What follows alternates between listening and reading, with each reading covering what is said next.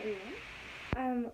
So I wanted to give a little bit of context into this video. For those of you that may have never taken my classes before, I like to post announcement videos, but I also like to do some shorter videos that give some context to the readings. I know how dry textbook reading can be.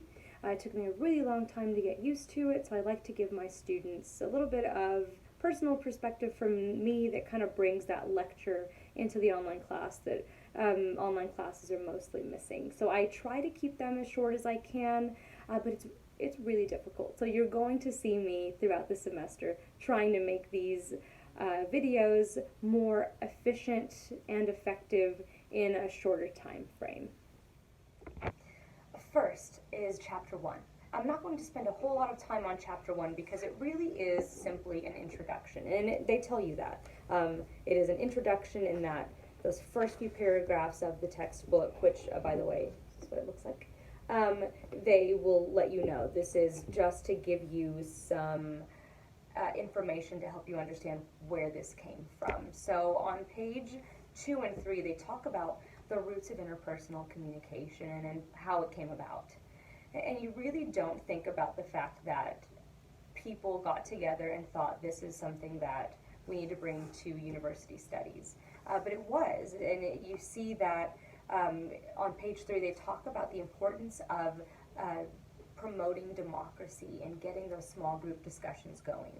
So as you're going through your courses, and if there's always some type of discussion going on, but the point is to bring people's thoughts and ideas and concepts together and to promote that more local feel of discussing items. These days with the internet, it's very global. You can talk to anybody. I mean, if you want, you can argue with Chrissy Teigen on Twitter, someone who you have never met and doesn't live anywhere near you.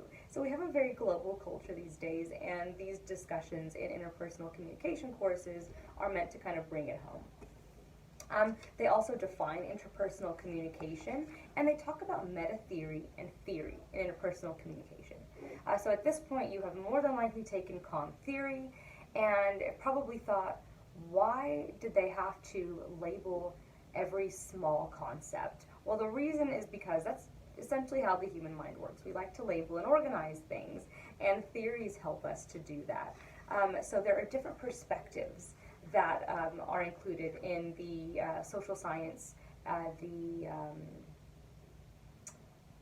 philosophical world as well.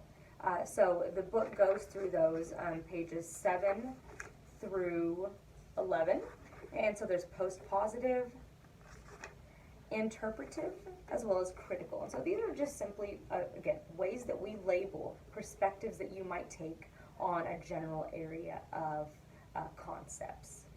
And so then they talk about the research that they've done, the authors of the book have done, and so then they also go into the implications as well as their commitments.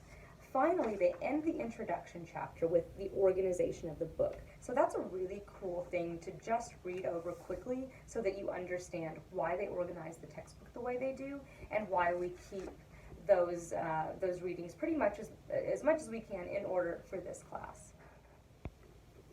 Chapter 2 then focuses on one of the first theories we're going to be not talking about, but reading about in this course, which is the action assembly theory. One thing that I've noticed about theorists is that it's really hard to come up with a good theory name, and so they tend to focus on making them very specific and making them sound a certain way. So action assembly theory sounds like it would have something to do with engineering, but it actually has to do with why we choose to behave in a particular way when we're communicating. The thoughts and actions behind why we make a certain face, use a certain gesture, or maybe even treat others the way that we treat them. So when I was rereading the chapter, I started underlining things that I feel like were really good at doing the catchphrase way better than the title of the theory. So action assembly theory on page 25 of the text says that it is about the creative character of human behavior, and how, based upon all of these memories that we've kept by watching other people and interpreting other people, we then choose to react or behave in a particular way. So it focuses on two main things. The first one being people's overt behaviors. So why and how you produce the verbal and nonverbal behaviors you exhibit when interacting with others. If you are a person that likes to smile a lot, I know a lot of people that have this politeness check, that they're always smiling and kind of trying to giggle when they're talking to me, even if it's not, even if the conversation isn't that tone. So what is it about them that is motivating them to display those characteristics? And the second major focus is taking into account how and what you think. So on page 27 it says, AAT addresses the thought process that makes it possible for us to speak and move. So what transpires in our minds when we formulate and produce our verbal and nonverbal messages. So again, it's focused on overt behavior as well as the motivations for that overt behavior. And so this theory is really trying to gain insight to enhance the quality of our behaviors, as well as thinking about the self-conception that plays a role in how we communicate with others. So this chapter does a great job of two things: describing and introducing this theory to us, but also giving us insight into how theorists even begin the process of developing a theory. And I really enjoyed the way that they did that, saying, okay, this is the why and the how, this is how someone comes up with a theory. So that's just kind of woven into this theory, and I hope that you find that one really interesting, because I know I'm constantly thinking, why is it that I say things that way or do things in this particular way? And finally, chapter 3, we have attribution theory, which really is in line with action assembly theory in that it's looking for maybe some type of causation or something that motivates our behaviors.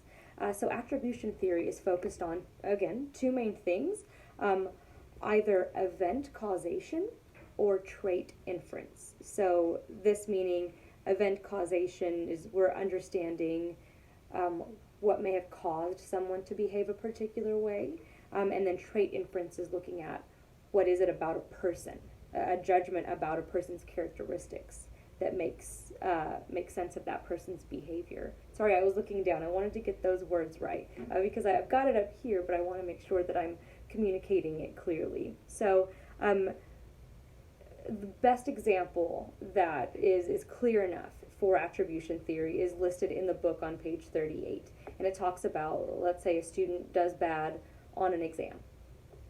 Event causation, in terms of attribution theory, would say what happened in that person's life that would cause them to not have done well on the exam. Were they stressed? Were they very busy? Did life happen? Did they not understand the concepts? But trait inference would say, what is it about that person? Were they not motivated enough? Were they lazy? So that's saying there's a characteristic about that person that made them behave in a particular way that would have attributed to the grade. Now we're not talking about grades, we're talking about communication behavior. So that's I want to make that clear. Attribution theory really did come from the psychology world, but it really has a nice home in communication as well. So you think about, what is it that makes that person, going back to my first example, really motivated to be polite to everyone? Is it event causation or is it trait inference? And so in either one of those scenarios, event or trait, we're looking at four things. Locus, so whether that is internal or external to the person. Stability, so is that cause temporary or enduring, or is that trait temporary or enduring? Specificity, so the degree to which a cause is unique to an event or more universal or global. And then responsibility.